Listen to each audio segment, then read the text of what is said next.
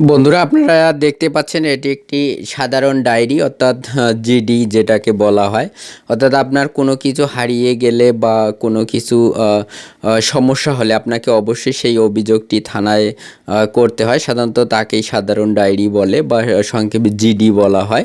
সেক্ষেত্রে যদি NID card হারিয়ে যায় তাহলে অবশ্যই আপনাকে একটি থানায় জিডি করতে হবে এবং সেই জিডির কপিটি অবশ্যই আপনি অনলাইনে আবেদন করার পর যখন আপনি অনলাইনে আবেদন করবেন তখন অবশ্যই এই জিডির কপিটি আপলোড দিতে হবে।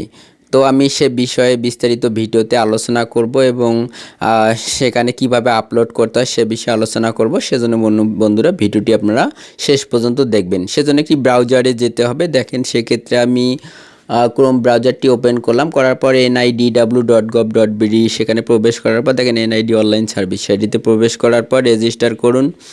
এখানে প্রথমে জাতীয় পরিচয়পত্র নাম্বারটি সুন্দরভাবে বসাতে হবে। দেখেন আমি সেক্ষেত্রে যত যে কার্ডটি হারিয়ে গেছে, তারপর এখানে জন্মদিন, জন্ম মাস, জন্ম সাল বসানোর পর এখানে একটি 5 সংখ্যার ক্যাপচার কোড আছে, অর্থাৎ সংখ্যা এবং ক্যাপিটাল লেটারে বা স্মল লেটারে এটি বসানোর পর সাবমিটের ঘরে ক্লিক করে দিতে হবে। তারপর এখানে দেখেন বর্তমান ঠিকানা, বিভাগ, জেলা, উপজেলা, স্থায়ী ঠিকানা, বিভাগ, জেলা, উপজেলা সিলেক্ট করার পর পরবর্তীতে ক্লিক করে দিতে হবে। তারপর দেখেন বার্তা পাঠানো, অর্থাৎ এই নাম্বারে একটি ওটিপি যাবে, সেটি যাওয়ার অলরেডি পেয়ে গেছি, এখানে বসাতে হবে। তারপর বহালের ঘরে ক্লিক করতে হবে।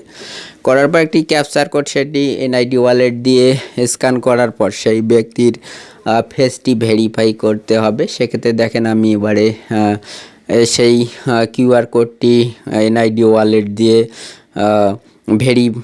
দেখেন ভেরিফাই করার পর সেই ফেসটি ভেরিফাই করব।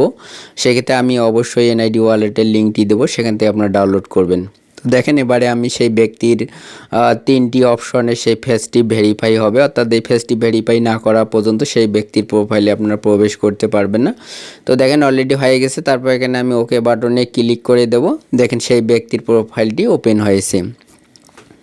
তো বন্ধুরা এখানে দেখেন এখানে সেট পাসওয়ার্ড সেটিতে ক্লিক করে দেওয়ার পর এখানে ইউজার নেম, অবশ্যই ইউজার নেমটি এমন একটি ইউজার নেম দিতে হবে সেটি একটি ব্যতিক্রমী ইউজার নেম, অর্থাৎ আপনার ইউজার নামের সাথে যাতে বাংলাদেশের কারো ইউজার নামের মিল না হয়, সেটি অবশ্যই 8 সংখ্যা বা তার অধিক দিলে চলবে, 16 সংখ্যার নিচে।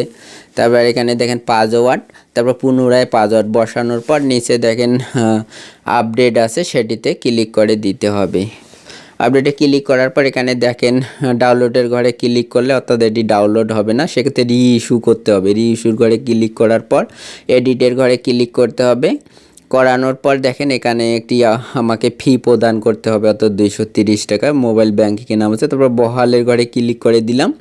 ক্লিক করে দেওয়ার পর এখানে দেখেন রিইস্যুর জন্য তথ্য, অর্থাৎ পুনর্মুদ্রণের কারণ হারিয়ে গেছে, চুরি হয়ে গেছে, নষ্ট হয়ে গেছে, ঠিকানা পরিবর্তন, সেক্ষেত্রে আমি হারিয়ে গেছে সেটি সিলেক্ট করে দিলাম।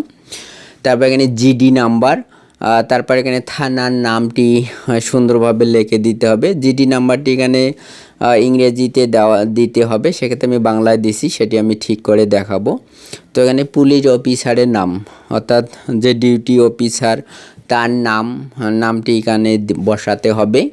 দেখেন সেক্ষেত্রে এখানে আমি ডিউটি অফিসারের নামটি বসায় দিচ্ছি, অর্থাৎ আপনার জিডির কপিতে অবশ্যই সেই ব্যক্তির নাম থাকবে, বা আপনি যখন এই জিডিটি করবেন তখন অবশ্যই সেই ডিউটি অফিসারের নামটি জেনে নেবেন, কারণ আপনাকে আবেদন করার সময় অবশ্যই লাগবে। তো দেখেন এখানে পুলিশ অফিসারের পদবিটি বসাতে হবে। সেখানে দেখেন ডিউটি অফিসার, তারপর জিডির তারিখ, অর্থাৎ আপনি যেদিন জিডিটি করেছেন বা যেদিন রিসিভ করেছে সেদিন অবশ্যই সেই ডিউটি অফিসার আপনাকে একটি তারিখ সহ সিল স্বাক্ষর করে দিয়েছে, সেই তারিখটি আপনারা এখানে সুন্দরভাবে বসায় দিবেন। দেখেন আমি সেক্ষেত্রে এখানে প্রথমে দিন, মাস, বছরটি বসায় দিলাম। দেওয়ার পর দেখেন এখানে সুন্দরভাবে সব তথ্য ঠিক আছে। যদি সব কিছু ঠিক থাকে তাহলে ওপরে দেখেন ডান কর্নারে পরবর্তীতে ক্লিক করে দেবেন। এখানে আসলে ইংরেজিতে দেওয়া লাগতো, আমি বাংলায় দিছি। তারপর দেখেন পরবর্তীতে ক্লিক করে দেওয়ার পর দেখেন এখানে ইউ হ্যাভ টোটাল ডিপোজিট 0 টাকা, রিইস্যু, রেগুলার, দেখেন আর্জেন্ট, সেক্ষেত্রে আমি রেগুলারের ঘরে এখানে আপনারা রেগুলারটি সিলেক্ট করে দিবেন। তারপর আর্জেন্ট আছে regular smart card, urgent smart card, সেক্ষেত্রে রেগুলারটি এখানে সিলেক্ট করে দিতে হবে। তারপর পরবর্তী ক্লিক করার পর দেখেন এখানে 230 টাকা আপনার 0 টাকা আছে, অর্থাৎ আমাকে 230 টাকা মোবাইল ব্যাংকিংয়ের মাধ্যমে পে করতে হবে। তো এবারে দেখাবো আমি কিভাবে রকেটের মাধ্যমে সেই 230 টাকা পে করি। সেক্ষেত্রে একটি রকেট অ্যাপসটি ওপেন করতে হবে। সেক্ষেত্রে আমি আবার মোবাইলে গেলাম, যাওয়ার পর এখানে দেখেন আমি এবারে রকেট অ্যাপসটি ওপেন করব। সেক্ষেত্রে আপনার সুন্দরভাবে আপনাদের রকেট অ্যাপস ছাড়াও অন্য মোবাইল ব্যাঙ্কিংয়ে দেওয়া যায়। সেক্ষেত্রে আমি রকেট অ্যাপসের মাধ্যমে যেহেতু পেমেন্টটাই করেছি, অর্থাৎ ইসি বাংলাদেশ কমিশনে, সেক্ষেত্রে আমি দেখেন বিল পে অপশনে যেতে হবে। যাওয়ার পর এখানে সার্চ বিলার, এখানে অবশ্যই 1000 টাইপ করলে সেই ইসি বাংলাদেশ অর্থাৎ ইলেকশন কমিশনের সেই বিলার আইডিটি এটি দেখেন সেটি ওপেন হয়েছে। এখানে এনআইডি নাম্বার, অর্থাৎ এনআইডি নাম্বারের ঘরে অবশ্যই আপনার সতর্কতার সহিত নাম্বারটি বসাবেন, নয়তো অন্য কারো ফোনে টাকাটি চলে যাবে। সেক্ষেত্রে আমি বলবো অবশ্যই এখানে খুব দেখে শুনে সুন্দরভাবে এনআইডি নাম্বারটি বসাবেন। বসানোর পর দেখেন স্ক্রল করে নিচে যাচ্ছে, এখানে অ্যাপ্লিকেশন টাইপ, এখানে 1 দেবো আমি, অর্থাৎ 230 টাকার ক্ষেত্রে অবশ্যই 1 দিতে হবে। তারপর দেখেন পে ফর, অর্থাৎ সেলফ, নিজের জন্য হলে সেলফ আর অন্যের জন্য হলে আদার। বসানোর পর এখানে সেই ব্যক্তির মোবাইল নাম্বারটি দিতে হবে। আর সেক্ষেত্রে দেখেন আমি সেই ব্যক্তির মোবাইল নাম্বারটি এখানে বসায় দিচ্ছি। বসায় দেওয়ার পর দেখেন সুন্দরভাবে সব কিছু ঠিকঠাক থাকলে ভ্যালিডেট সেটিতে ক্লিক করতে হবে। সেটিতে ক্লিক করার পর দেখেন বিল অ্যামাউন্ট 230 টাকা অনলাইন, তারপর ওকে করে দিবেন। ওকে করে দেওয়ার পর এখানে দেখেন পিন নাম্বার বসানোর অপশন আছে, অর্থাৎ রকেটের পিনটি বসানোর পর এই তীর চিহ্নতে ট্যাপ করে ধরে রাখলে এটি সাকসেস হয়ে যাবে। তো বন্ধুরা, এভাবে আপনারা অন্যান্য মোবাইল ব্যাংকিংয়ের মাধ্যমে দেওয়া যায়। সেক্ষেত্রে আমি রকেটে পে করেছি। এখানে দেখেন রিসিপ্টটি ডাউনলোড করে আমি সেভ করে রাখলাম। তো দেখেন এবারে আমি আবার পরবর্তীতে ক্লিক করে দেখেন এখন 230 টাকা, অর্থাৎ অলরেডি আমার 230 টাকা সেখানে জমা হয়েছে। তারপর পরবর্তীতে ক্লিক করার পর দেখেন এখান থেকে আমি জিডির কপিটি আপলোড করে দেব। জিডির কপিটি দেখেন এখানে জিডি লেখা আছে, অর্থাৎ জেনারেল ডায়েরি।